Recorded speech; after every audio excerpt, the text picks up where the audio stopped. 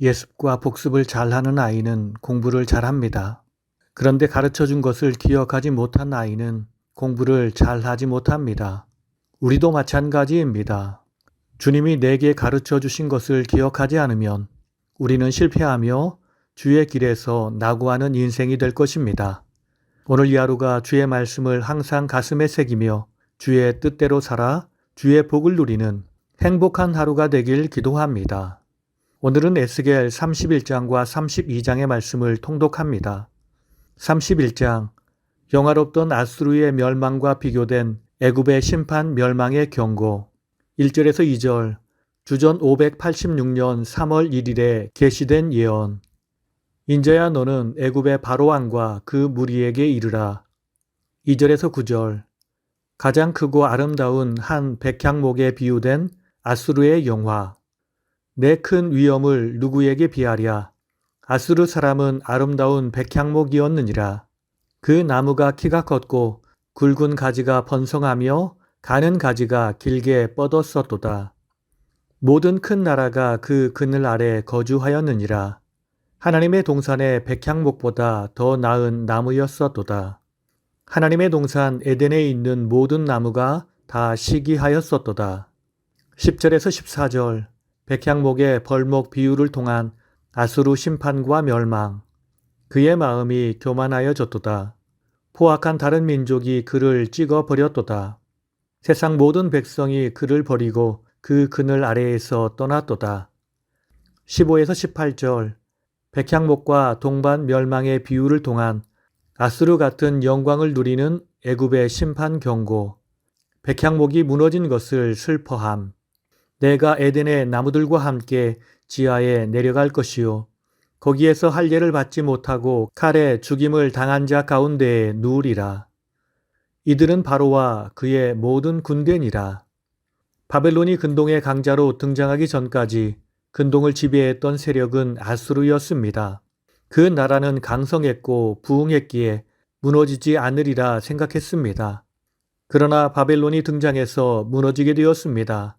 본문에서는 애굽을 아수르와 비교합니다. 애굽 또한 근동의 최강자로 항상 자리를 매김하고 있었습니다. 그러나 이것이 그들의 교만이 되었고 하나님이 그들을 심판하실 것입니다. 31장의 계시의 시점인 주전 586년 3월 1일은 앞선 세 번째 예언이 주어진 11째 해 첫째 달 7째 날로부터 약 2달이 지난 시점이고 예루살렘 성이 바벨론에 의해 함락된 주전 586년 4월 9일까지는 한 달 정도 남은 시점입니다. 당시 예루살렘은 바벨론 군대에 의해 포위된 후 약 1년 5개월 정도 지난 가운데 함락에 대한 공포와 식량 부족, 식수의 오염으로 굶주려 죽는 자들, 전염병으로 죽는 자들이 속출하는 등 혼란 가운데 사로잡혀 있었습니다. 32장, 애굽을 위한 애가. 첫 번째 32장 1절에서 16절, 애가 형식의 애굽 심판 예언, 바로와 그 나라의 멸망.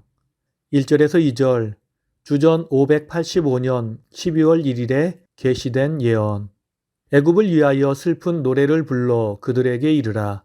2절에서 10절, 나일강의 큰 악어에 비유된 바로에 대한 심판. 2절에서 8절, 여호와께서 부르신 많은 무리에 의한 애굽 왕 바로의 전격적 파멸 비유. 너는 사자가 아니라 바다 가운데의 큰 악어라. 그 강을 더럽혔도다. 여호와께서 그물을 쳐서 너를 끌어오리로다. 온 땅의 짐승이 너를 먹어 배부르게 할 것이라. 너를 심판할 때에 하늘은 어두워지리라. 9절에서 10절, 바로의 심판 소식을 접할 주변 나라의 공포. 내 패망의 소문을 듣고 주변의 많은 사람이 번뇌하게 되리라. 내가 엎드러지는 날에 그들이 각각 자기 생명을 위하여 무시로 떨리로다. 11에서 16절, 애굽 나라 전역에 대한 심판.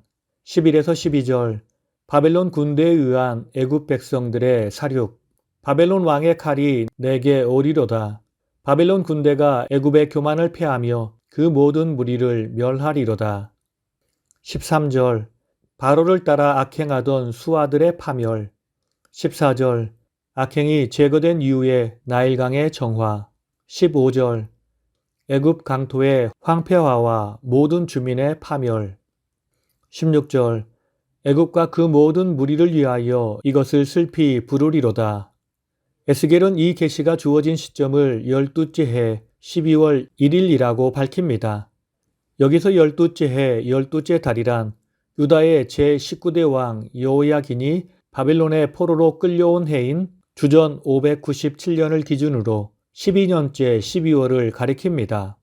이때는 예루살렘이 멸망한 지 1년 8개월이 지난 시점입니다. 예루살렘이 멸망한 뒤 유다에 남아있던 백성들이 예레미야의 만류에도 예레미야까지 이끌고 애굽으로 이주한 사건 이후에 기록된 예언입니다. 유다 백성들은 나라가 멸망했지만 그런데도 애굽에 희망을 걸고 애굽으로 도망했습니다. 그러나 백향목과 같은 애굽도 얼마 가지 않아 곧 망하게 될 것입니다. 오늘 말씀을 통해서 주시는 교훈은 첫째로 과거의 실패 역사는 오늘을 사는 우리를 향한 경고의 메시지입니다. 31장 14절을 보면 이는 물가에 있는 모든 나무는 키가 크다고 교만하지 못하게 하며 그 꼭대기가 구름에 닿지 못하게 하며 또 물을 마시는 모든 나무가 스스로 높아 서지 못하게 함이니 그들을 다 죽음에 넘겨주어 사람들 가운데서 구덩이로 내려가는 자와 함께 지하로 내려가게 하였음이라 라고 말씀하십니다. 이는 하나님께서 아수르를 심판하여 멸망에 이르게 하신 목적이 무엇인지를 교훈합니다. 하나님께서 아수르를 심판하여 멸하신 목적은 두 가지입니다. 첫째는 그들의 교만과 죄악을 응징하시기 위함입니다. 아수르는 죄악을 고집함으로 하나님의 심판을 받았습니다. 두 번째는 열방으로 하여금 번영과 강성으로 인하여 아수르와 같이 교만해지지 않도록 경계로 삼으시기 위한 것이었습니다. 그러므로 우리는 다른 사람의 교훈을 내 삶에 새기어 악한 길을 벗어나 주님이 원하시는 길로 가야 하겠습니다. 그것은 항상 겸손히 주와 동행하는 길입니다. 나를 자랑하고 내세우며 다른 사람을 무시하는 삶이 아닌 오직 주의 말씀 안에서 나를 낮추고 믿음의 사람들과 함께 협력하며 주의 뜻을 이루어가는 것입니다. 우리가 이렇게 살아가면 반드시 주님이 우리에게 크신 은혜와 복을 부어 주실 것입니다. 두 번째, 악은 주동자, 동조자 할 것 없이 관련된 모든 자를 심판에 빠뜨리게 할 것입니다.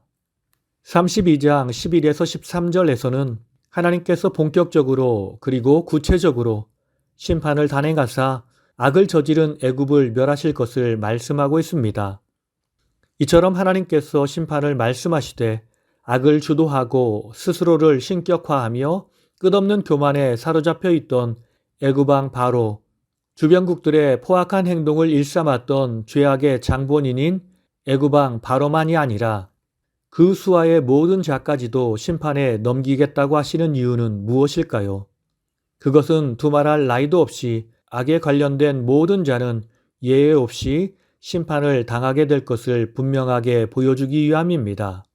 하나님의 심판이 펼쳐지는 날, 악인들은 분명 그 죄에 상응하는 심판을 당할 것이며 그뿐 아니라 악인들의 죄의 자리에 함께하며 악인들의 악한 열매를 먹었던 자들도 심판을 받게 될 것입니다.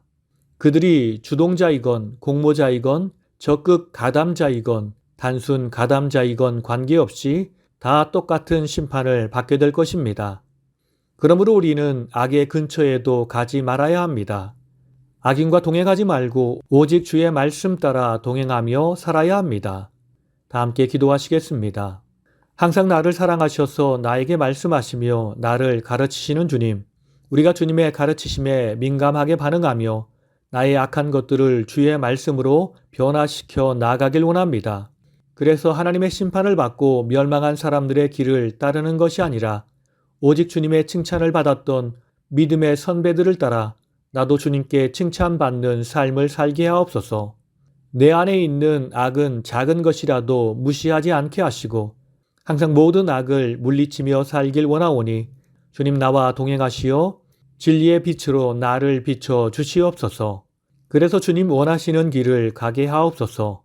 나를 사랑하시며 나와 동행하시는 예수님의 이름으로 기도드립니다. 아멘.